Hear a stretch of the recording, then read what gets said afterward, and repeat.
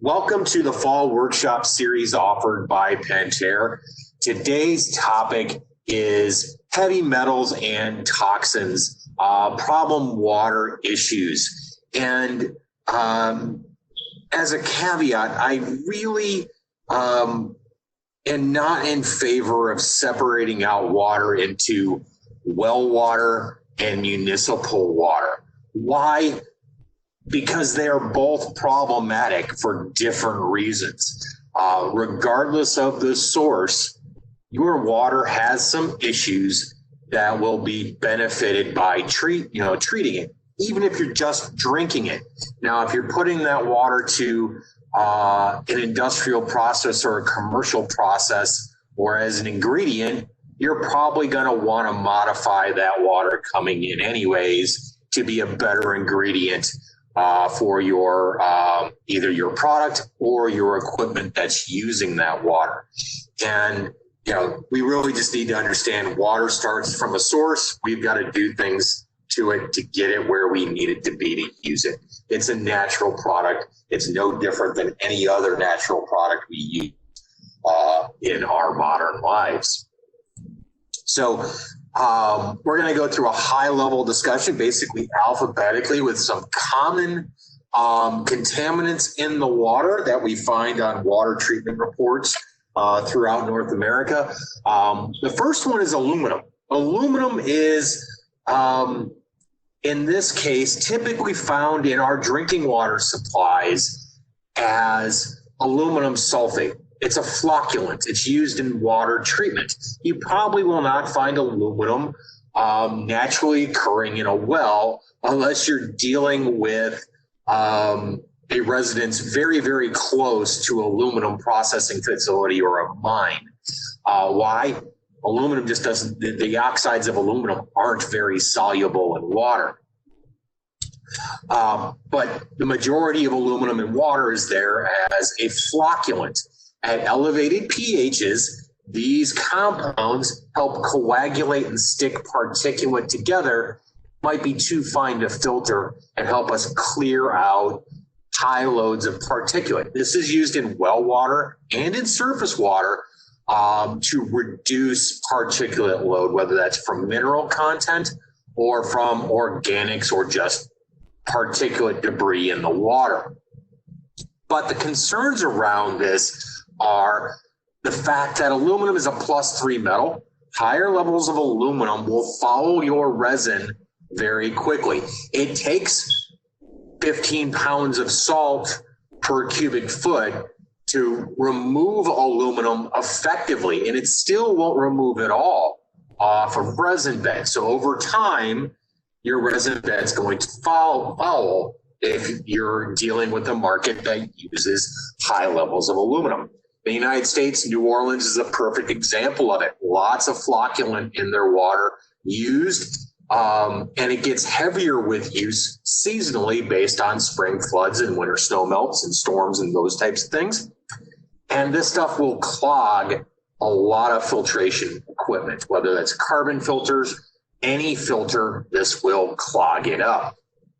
Now, when it comes to reverse osmosis membranes, this can be particularly problematic, as these are also charged substances and will stick to the membrane and follow them rather quickly. There are some present health studies that link aluminum to increasing the severity of Alzheimer's and Parkinson's. These are new studies, and their causal studies are not direct links. So you may want to consider removing this stuff from facilities that may have elder care issues associated with them as part of mitigating this potential future hazard to them. But all really kind of proactive at this point in time. So aluminum's out there. We have a lot of fouled membranes and filters because of it. Now, arsenic is a toxic compound that is naturally occurring in groundwaters. This can be found in wells and municipal sources. Why? Municipal sources are getting their waters from wells. And the thing about the Clean Water Act, or the Safe Drinking Water Act in North America, especially the United States, is that If a community cannot afford to upgrade their water treatment system, they will pay a fine and continue to deliver that compound until they're forced to address it legally by their own population. We've seen this happen in certain communities around the United States where they're delivering arsenic above the federal standard. So just because it's municipal water does not mean you shouldn't have it tested. Now, arsenic can be problematic. Why? Because it occurs in two variants in nature, a +3 cation and a cation. The +5 cation is much easier to remove from water, whereas the +3 will form a lot of other compounds that may make it extremely difficult to remove. We can remove the +5 with cation exchange resins. There are special resins out there for specifically designed for arsenic removal, so select something appropriately. If you are dealing with waters with amounts of iron or manganese in them, arsenic will form complexes with arsenic. So there are co-precipitation medias out there as well. Lots of different ways to manage arsenic, but they're very water chemistry dependent. That's why this is problematic, and you see so many treatment options around this toxin is because there's a lot of different ways to resolve this issue. Now, solve this with water softening. You can solve this issue with specific arsenic resins. You can solve this with reverse osmosis. Ultrafiltration as well might, depending on the complexes here, but we're really looking at softening and reverse osmosis to deal with arsenic contamination. For commercial operations in North America, because I know Canada has similar discharge standards around this, is you may have to treat the waste stream of your softener or RO systems in commercial applications if that discharge exceeds federal discharge standards. So you may have to do some collection if you're using softening and RO to manage arsenic levels. So understand there may be implications there as well. In residential applications, it's fine to go to the wastewater treatment plant. Residences are accepted because of the volume that they produce, not enough there. So understand commercial impact of discharging potentially toxic substances as well. Now, chlorine-based sanitizers. You're like, why is that on this list, David? Chlorine is not, it's in all of our drinking supplies. It's in our swimming pools. The same amount in the swimming pool is the same amount that it's considered safe to drink in our water treatment supplies. Absolutely, yes, it's there. This is stuff I want in my water supply up until the point of dispense, up until the point I'm going to consume this. I want this in my water. Why? It's there to kill pathogens, biological life. The only downside to this is the byproducts of chlorination. When we think of trihalomethanes, right, as a carcinogen from chlorine, that is the breakdown products of chlorination. Large organic molecules being broken apart into pieces that now have a chlorine stuck to them. Halogenated hydrocarbons, chlorine, bromine, iodine, those compounds with organics tend to be carcinogens in organic chemistry. So we don't want to be consuming any of these, and we don't want to be creating them in our body through consuming chlorine. So the great thing about this is it's very easy to remove with activated carbon. Ubiquitous in all types for treating chlorine. You do need specialized catalytic carbon to remove chloramine because of the residence time that you need there. So understand, which one you want to remove and select the right carbon to do so. And sometimes you get high amounts of chlorine depending on municipal need as well. But understand this is a biocide. This is a bactericide. We are organic life forms too, and this is probably smart to remove long-term exposure from it. As well, in high doses, it can be corrosive to metals, especially in steam cooking equipment or steam applications or cooling towers, that type of thing may be corrosive to those environments as well. But want this in your plumbing up until it's time to consume the water, and then I want it removed from my water. I'm going to take the trade-off between getting sick every summer from cholera or something along those lines to having a little bit of chlorine in my water. It's a fair trade, but long-term exposure has its consequence. Now, chromium is another one of those heavy metals that can be found naturally in water. It's not very common, but there's a very low threshold for health effects, less than 1/10 of a part per million. And it can form in +3, but it will also form the chromate 6 ion, which in nature forms anions in complexes. And because of the variety of complexes chromium can form, water softening is not a good solution. Ion exchange is not a good solution unless you're doing deionization of the water, where you're doing both sides of the equation. Reverse osmosis for drinking water applications as well. But this is one of those other compounds you're going to have to be concerned about discharge. Why? All of our treatment devices concentrate wastes and then dispose of them, whether it's an RO waste stream or the regeneration process in ion exchange.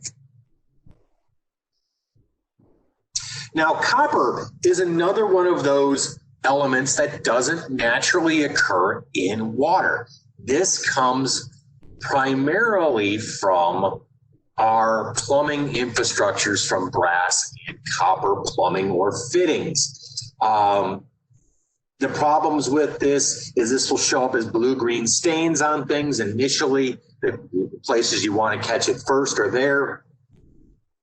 If you have people that are fair-haired in your life, whether that is natural or synthetic, you can cause green hair or orange hair depending upon their beauty products they're using in their hair. It's toxic to fish. It has a significant metallic taste. And once you hit this 1.3 parts per million level, it tends to cause instant regurgitation in human beings once it hits this level. So it's rather evident quickly, and it becomes toxic and causing liver damage and kidney damage with higher amounts. So really how we manage copper is with activated carbon or pH management. The issue with water softeners is when we soften water, we're removing a lot of the mineral content from that water. So now that water is cation poor. Well, it's going to scavenge cations from the plumbing, in this case, copper. So flowing plumbing that's used regularly does not have an issue with copper. Plumbing that sits with long periods of time without using it will leach copper into soft water. So if you're dealing with cabins or vacation homes and things like that, the instructions to flush your plumbing before using the water is centered around copper leaching out of the plumbing from the water being stagnant in the lines. It's good practice to do that. But you can manage this also by raising the pH coming into the building. In the northeastern part of the United States, it's not uncommon to have water come out of the ground with pHs below 6, where you need to do mineral feed just to protect the plumbing in the house from its corrosiveness. Now, fluoride is another one of those topics. When it's dissolved in water, it's an anion, so you need to do anion exchange. You're going to use a treatment method to remove this. But the most beneficial way to remove this is with reverse osmosis for drinking water. Fluoride is typically added to waters in around 1 part per million. It naturally occurs in trace amounts in some supplies. but it may not be a bioactive form there. The primary issue when you feed too much of this is bone disease, osteoporosis, basically chemically induced, or brown spotting of teeth in children. And that's at the secondary level of 2 parts per million. So the issue here is control of over how much you get in the water supply. If you're concerned about this, this is where a drinking water RO comes into play. And if it's done well, it's not an issue. But we are all human beings, and human beings make mistakes. So this is one of those things that comes up in water treatment discussions with customers. How do I get rid of fluoride? Activated carbon will not remove fluoride, nor will a water softener. You need to use something like reverse osmosis because these molecules are extremely small when they're in water supply dissolved. Now, iron is a very ubiquitous compound in the Earth's crust, and it's rather soluble in water.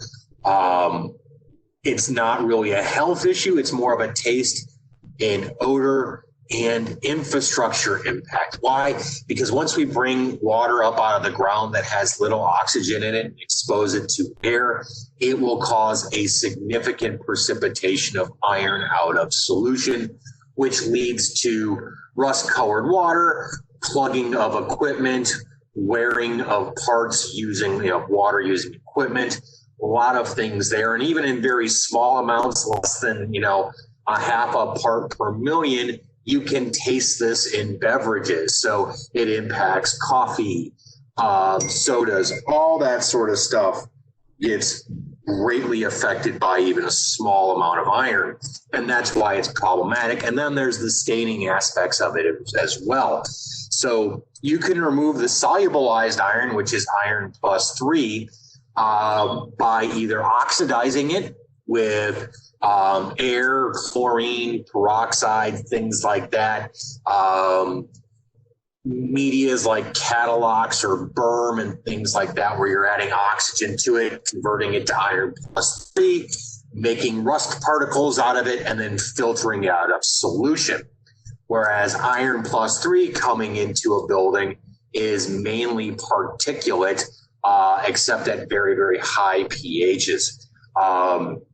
Plus 3 iron in water and potable waters is relatively unheard of. But if you're dealing with high pH waters, you'll tend to have very small colloidal sized particulate of iron. So the particulate of iron may become difficult to manage as well.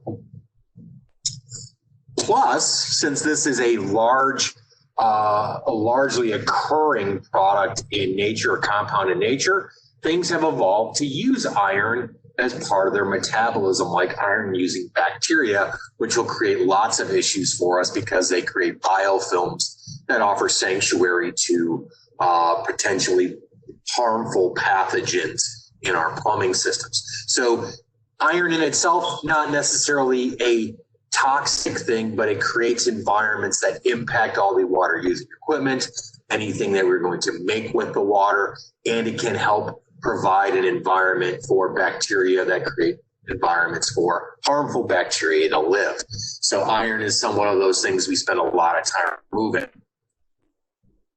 Now, lead is problematic from a health standpoint, especially in children.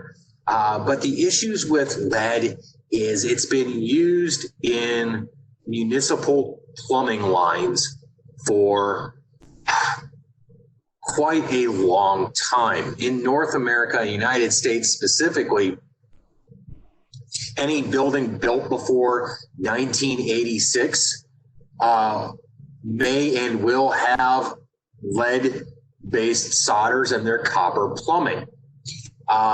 Before 1975, in the majority of the country, outside of Chicago, which did ban lead service plumbing until 1986, you have lead service plumbing in the ground. It was chosen because it's flexible and easy to work with. And most water treatment plants coat their plumbing lines with scale.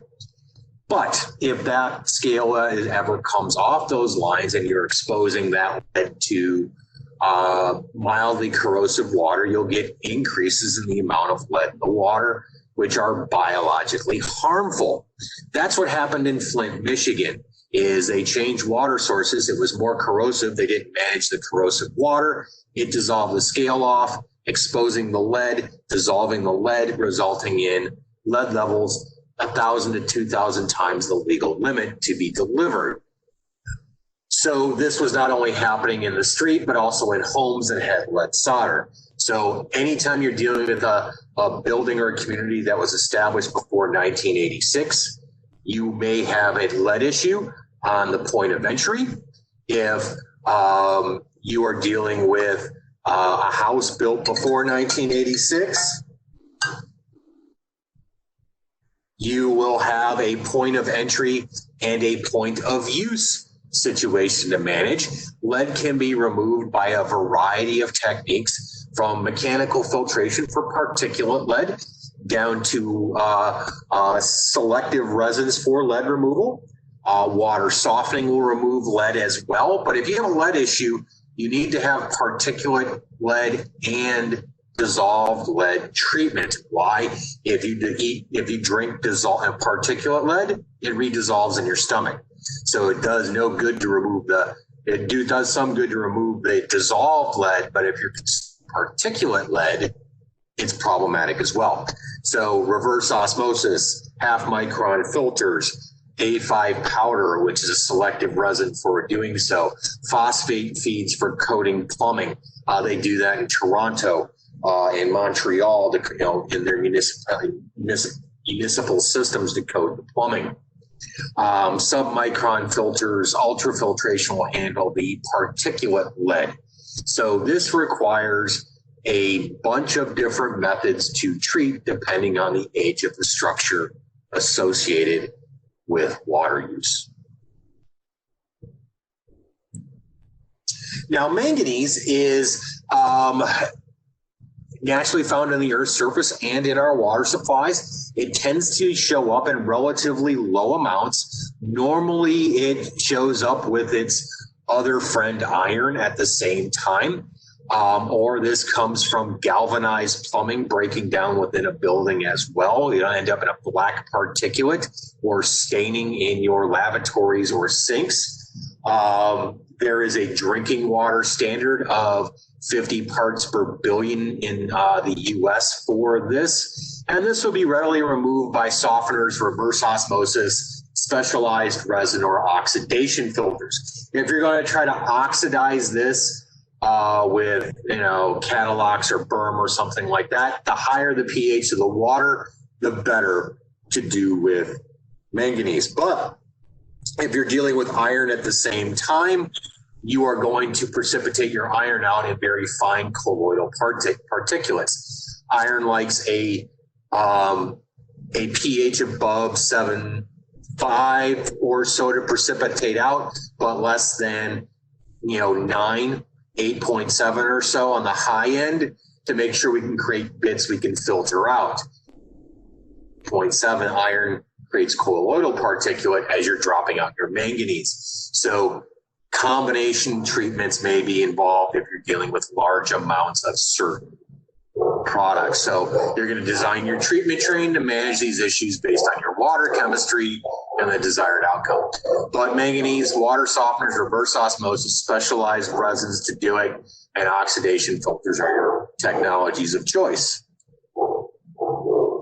Mercury does exist in water as a +2 cation.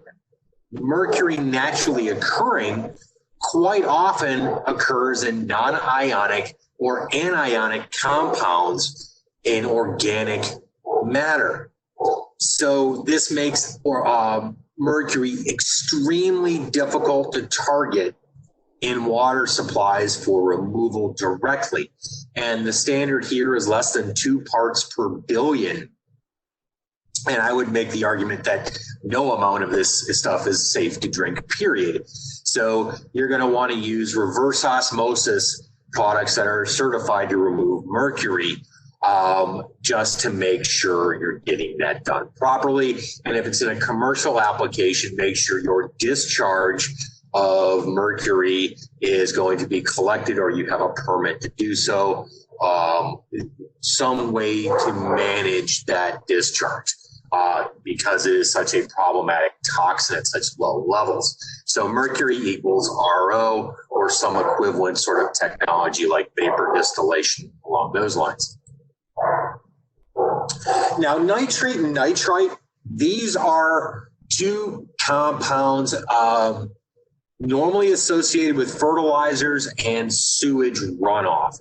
And this is problematic for large parts of North America, especially in our farm belts. The Mississippi drainage system for the Mississippi River, about 2/3 of North America.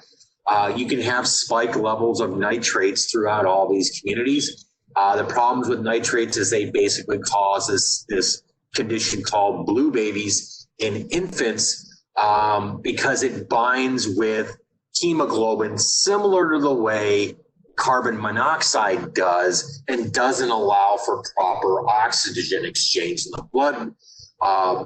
blood. As low as 1 milligram per liter of nitrate and 10 milligrams per liter of nitrate are permissible. This is one of those things that will get a business shut down for delivering. We quite often will use whole house reverse osmosis to manage this one. There are specific nitrate reduction resins, but are quite often have to be coupled with other treatment trains as well. So no matter how you treat this product, you do need to manage this by monitoring effluent streams from your treatment train to make sure you are reducing it properly and consistently. I know of convenience stores in northern Indiana where we have whole store RO systems where they have to report water quality and record it every day and report it to the state or be shut down because of this issue.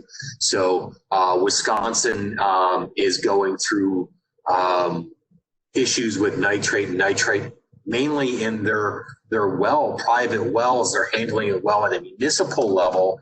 It's the private wells that may be an issue with nitrate and nitrite in some communities as well. So this one is problematic, but this is where drinking water ROs come in for the household as well.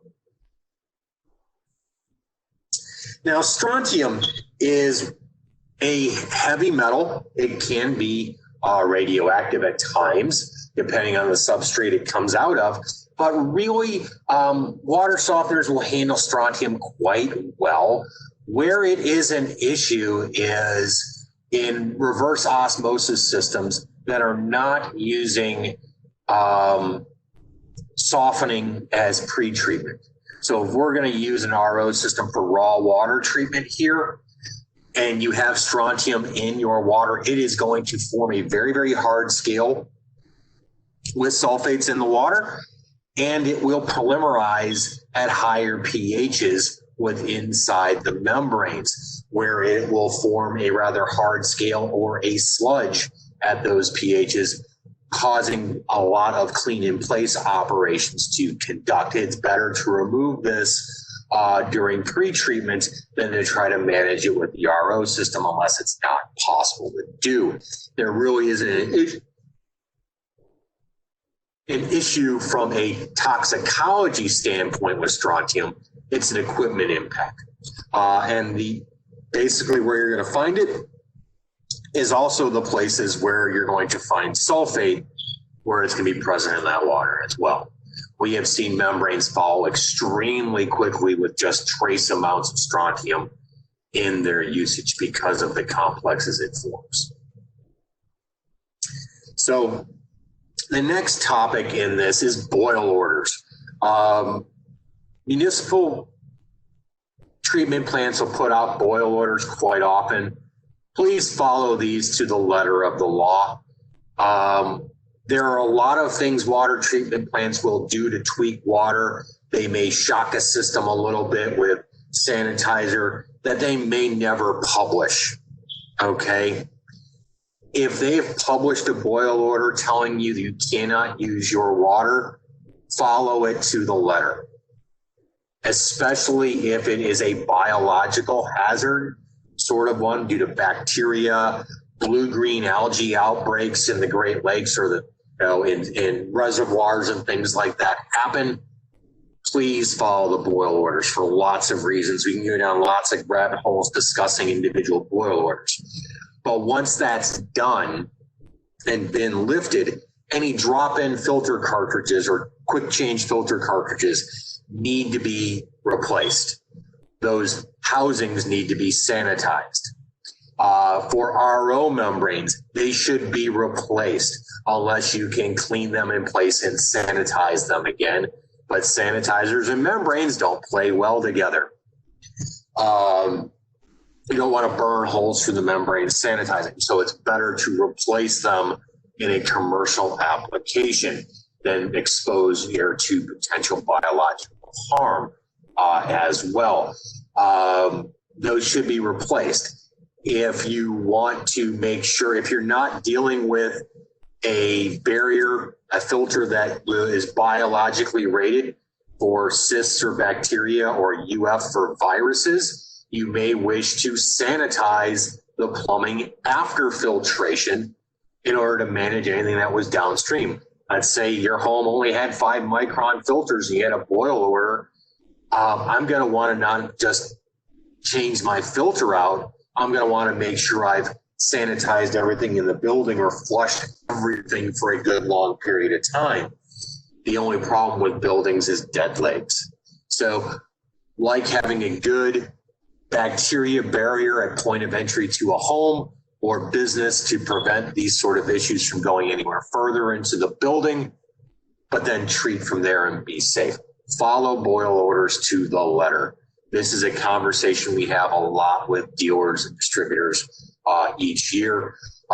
There are implications here and liability risks that you don't want to entertain. If you do have a system that is rated for virus and cyst protection and that type of thing, that it is rated, understand that when serving that water, you are still accountable for the impact of serving that water in outside that boiler. So let's say I have a UF system that is virus rated, but I didn't know it was not functioning 100%. I served that water. I would be liable in that situation. So understand the impact and the liabilities associated with boil orders. Now, if you have any training requests, feel free to funnel those to training.request@pentair.com to Mark and I. Happy to set those up. We're starting to get some traction here and getting some response to this weekly. So feel free to reach out to us. Let us know what training sessions you need. If you just want to talk shop or give us feedback about products, this is the time of year. If you want Mark and I a Christmas present early, let us know what training you want to see from us in these series going forward, and we will try to address them. Even if the topic is a big one, we'll break it up into chunks and do a series of them. So throw some information on what you'd like us to present, and we'll get that cooking for you as well. We'll go from there. So if there are any questions, I'll be happy to open up the phone lines now and unmute everybody. So here we go. Feel free to ask away. If not, thank you very much for attending and have a wonderful rest of your day.